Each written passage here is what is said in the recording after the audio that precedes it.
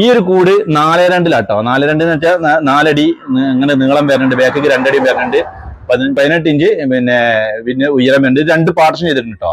കാരണം ഈ 4 2 കല്ലിയാക്കിയിട്ട് പിന്നെ വേണമെന്ന് ഒന്നായിട്ട് ഹാളാക്കാം. അതുപോലെ തന്നെ ഈ ഒരു സാധനം എടുത്തു കഴിഞ്ഞാൽ ഇത് ഹാളായി കിട്ടും ചെയ്യും.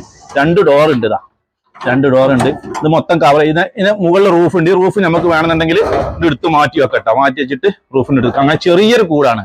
ആർക്കെങ്കിലും ആവശ്യമുള്ളവർക്ക് ബന്ധപ്പെടാം. ഇങ്ങനത്തെ കൂട് നമ്മൾ സെറ്റ് ചെയ്ത് കൊടുക്കുന്നുണ്ട്.